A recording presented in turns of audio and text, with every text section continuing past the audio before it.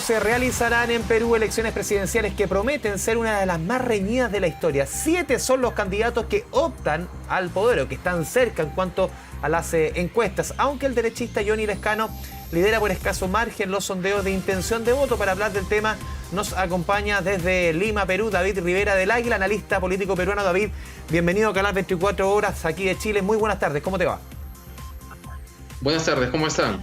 David, estaba viendo un poco, leyendo hoy día la edición del diario El Comercio, con varios números que son bien particulares. 18 candidatos y 6 o 7 de los que van en la pole position, en la jerga un poco automovilística, los separan, van de 7 a 13 puntos de aceptación. ¿Alguna vez se había dado esto en la historia de Perú? No, es la primera vez que tenemos una primera vuelta que tiene tan bajos niveles de intención de voto entre los candidatos, ¿no? Lo cual hace que digamos este domingo, que son las elecciones, en realidad todo pueda pasar. Una precisión solamente sobre lo que has comentado ahora, y es que Lescano en realidad viene de un partido que es Acción Popular. Es como la democracia cristiana aquí en Chile, ¿no? Claro, pero y él representa el ala más izquierda de ese partido, digamos, en el Perú. David, a ver, para ir entendiendo un poco y tú nos expliques, nos grafiques lo que puede suceder este domingo, ¿de qué reflejo este escenario? 18 candidatos, te lo decía, los líderes, entre comillas, uno dice entre comillas, una diferencia entre uno y otro, entre el primero y el sexto son, no sé, 5, 4, 6 puntos, depende de la encuesta. ¿Qué refleja eso del ambiente político en el Perú? Esa pregunta es importante porque refleja dos cosas, ¿no? Estamos en una crisis de confianza de las más elevadas que hemos tenido, por dos variables. Una es que, si bien siempre sospechamos que había mucha corrupción en el Estado, desde el año 2016 venimos arrastrando los destapes producto del caso Odebrecht, donde se han visto involucrados numerosos políticos, expresidentes, gobernadores regionales, alcaldes. A ese caso Odebrecht además se han dado otros casos que han aparecido con audios, con evidencia, que uno de ellos es el caso de los cuellos blancos. Y nos ha pasado que el presidente que aparentemente se estaba comprando la lucha contra la corrupción, que es el expresidente Vizcarra, terminó también involucrado en casos de corrupción, con lo cual Vizcarra tenía un nivel de aprobación de 60, 70% hasta que sucedió todo esto. Entonces, todo eso ha creado una sensación de no creer ya en ningún político. Uno ya no sabe por quién apostar o está dispuesto a poner sus manos al fuego por nadie. Y lo segundo, que es la crisis de la pandemia del COVID-19. No hemos tenido la mayor cantidad de muertes por millón de habitantes, más la recesión económica más grande del mundo, lo cual ha acentuado la desconfianza sobre el Estado de manera general.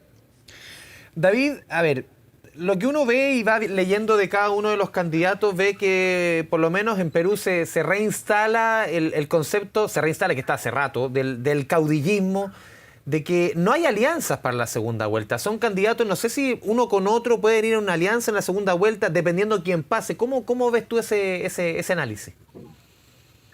Sí, es parte del drama de lo que está ocurriendo, y además lo que va a terminar definiendo quién pasa el domingo segunda vuelta, porque tenemos, digamos, 3 candidatos corriendo por el lado, digamos, simplificando, de la derecha, ¿no? Digamos, David, lamentablemente tenemos que interrumpirte. Estamos conversando con David Rivera del Águila, analista político peruano. Te pedimos las disculpas. Vamos a reconectar contigo. Tenemos información de último minuto en nuestro país. Vamos respecto a la situación del caudillismo que se instala nuevamente en el Perú y la posibilidad o la poca posibilidad uno ve, por lo menos los candidatos que uno ve ahora, de alianzas para una segunda vuelta. Así es. Lo que estábamos comentando es que ese es uno de los problemas de esta elección. Entonces tenemos en este momento, por un lado, digamos, en el lado de los que defienden el modelo económico o la inversión privada más fehacientemente, más fuertemente, está Hernando de Soto, que es en este momento el que parece que va a pasar a segunda vuelta. También está Keiko Fujimori en esa línea, y en su momento estuvo Rafael López Aliaga, que es un candidato que ha generado mucha controversia porque, digamos, es el candidato religioso de esta elección, entre comillas religioso, porque se han descubierto cosas luego sobre él. Y tenemos por el lado, digamos, de los que proponen más cambios al modelo económico, a Johnny Lescano, de Acción Popular, y a Verónica Mendoza, que viene pisándole los talones, y de pronto ha aparecido un candidato más radical que se llama Pedro Castillo, que ha comenzado a jalar muchos votos de la parte sur del país, que suele ser la parte que más espera cambios en el Perú, en el sur y en los Andes. Y que es el candidato que tiene 6%, pero con 6% está solamente a 3 puntos y algo más de los segundos, ¿no? Entonces, digamos, en el lado izquierdo, por simplificar esta explicación, hay muchos candidatos mordiéndose la cola y en el lado derecho un par. Entonces, no está muy claro cuál de ellos va a ser el que va a pasar a segunda vuelta, considerando que, como tú has dicho, digamos, la intención de voto es alrededor del 10%, 9% para cada uno de ellos. David, a ver, preparando esta entrevista con el equipo internacional de nuestro departamento de prensa, muchos me decían que era común o sucedió muchas veces en elecciones peruanas, uno recuerda el año 90, en que Fujimori entra, usando ahora la jerga hípica, entra por los palos 2 meses, 3 meses antes de la elección, con mucha fuerza. Caso similar sucedió, por ejemplo, con Alejandro Toledo también, Alan García la elección después, incluso Ollantumala, que siempre pocos meses antes de las elecciones entra un candidato con fuerza que quizás no estaba en los pronósticos. Ahora estamos claramente a pocos días. Pero ¿tú ves alguno de los candidatos que pueda tener esa fuerza? ¿Es Johnny Lescano esa figura, por ejemplo? En realidad, como todos vienen de abajo, uno podría considerarlo así, pero en realidad la sorpresa de esta elección es sobre todo Pedro Castillo. Ya. Johnny Lescano, a ver, para entender esto habría que contar que debido a la pandemia, las primeras elecciones internas que se iban a realizar en el Perú se realizaron muy a finales del año pasado. Entonces hay algunos candidatos que se han conocido efectivamente en diciembre, enero recién, y sus listas al Congreso. Entre ellos está Johnny Lescano. Pero Johnny Lescano es un político recorrido, con una trayectoria en el Congreso, entonces digamos no es un outsider que estaba fuera del mapa. Es más bien una persona muy reconocida por la gente, porque peleó mucho por temas de defensa del consumidor. El rostro realmente poco conocido a nivel nacional es Pedro Castillo, que en las últimas 2 semanas, 3 semanas ha pasado de ser un desconocido a tener poco más de 6%, y a pesar de ser un porcentaje muy bajo, como todos están en un nivel de 10-9%, estar a solamente 3 o 4 puntos de los segundos, ¿no? Y él ha subido 4 puntos en 2 semanas, así que de acá al domingo, con 30% del electorado que aún no decide su voto, a solamente 7 días, en realidad el escenario es bien impredecible. David, este domingo también se eligen congresistas. Dentro de los análisis que uno va leyendo es que, a ver, se analiza una clase política de bajo nivel, candidatos de bajo nivel. Solamente un 6% de los candidatos al Congreso tiene experiencia legislativa previa. ¿Qué te dice eso? No, estamos muy preocupados en el Perú. Creo que estamos más preocupados por el Congreso que por el presidente, porque es la baja calidad de las personas. Han aparecido múltiples denuncias en estas semanas. Mira, te quiero leer justo algo que estaba leyendo ahora. Hoy ha salido la información que 142 candidatos investigados por casos de corrupción. 142. 142, 6 postulan a la presidencia, 134 al Congreso, y 40 de esos 134 tienen el número 1 en las listas al Congreso.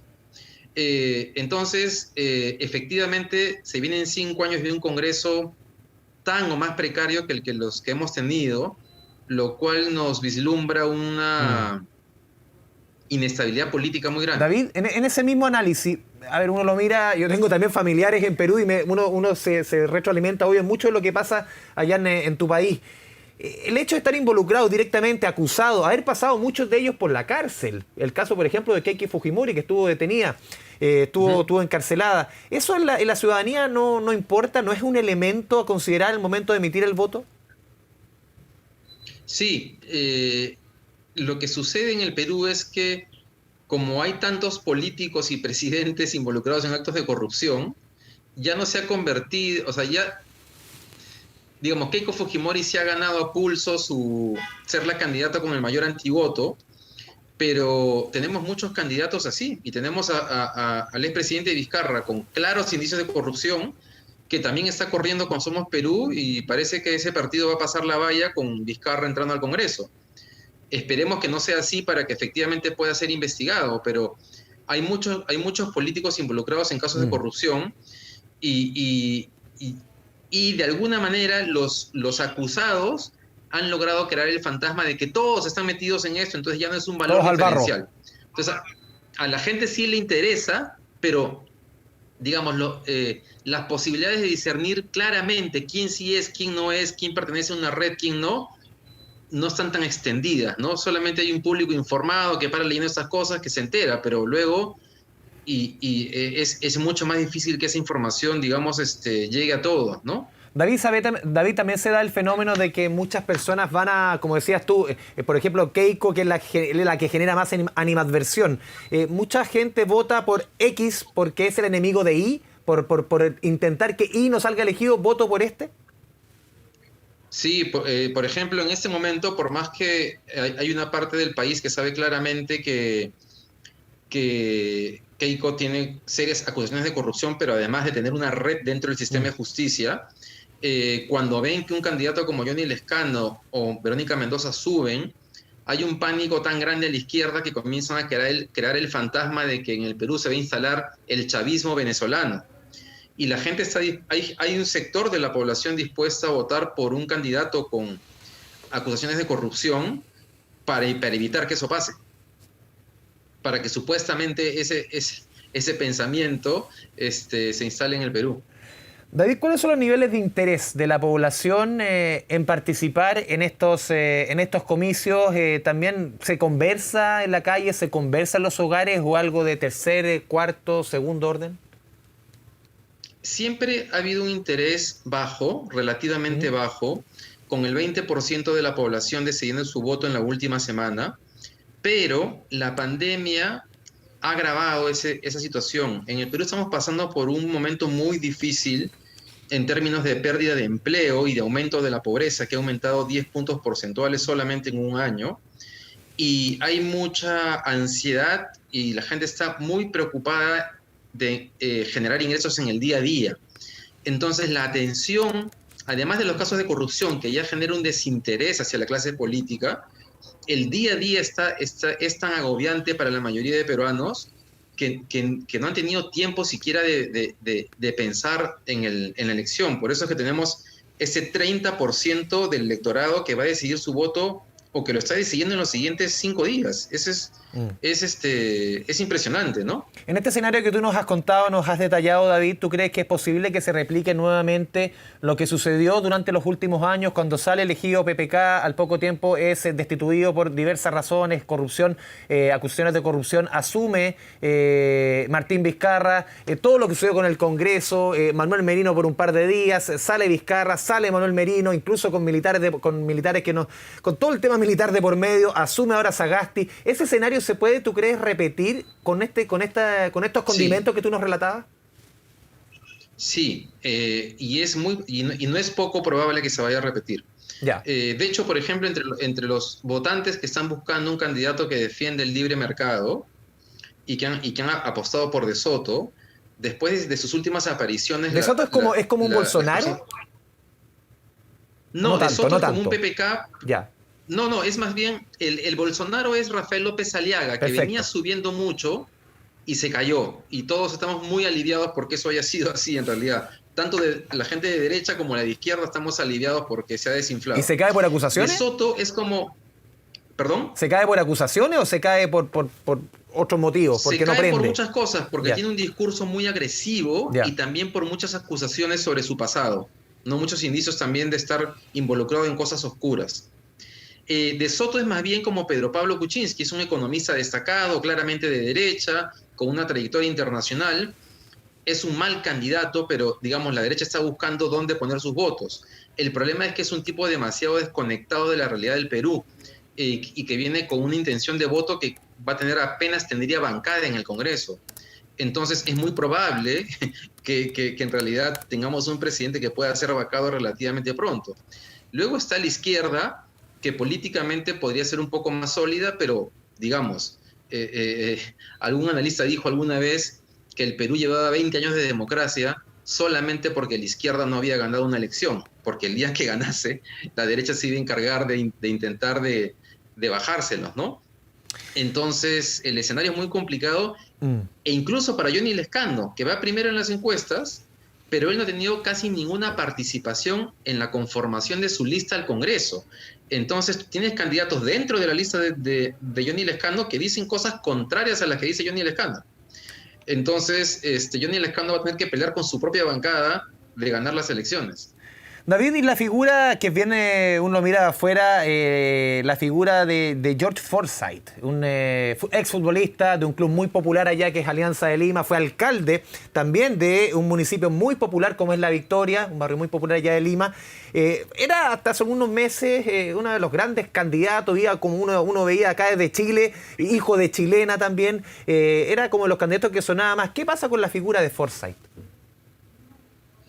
El problema con Forsyth es que es un mal candidato. Ya. Es una persona muy joven, sin un discurso 38 político, años. sin una visión de país, sí, y poco preparado. Entonces, él ha tenido la ventaja de que en esta crisis de confianza que conversábamos al inicio, era el rostro nuevo en la política peruana.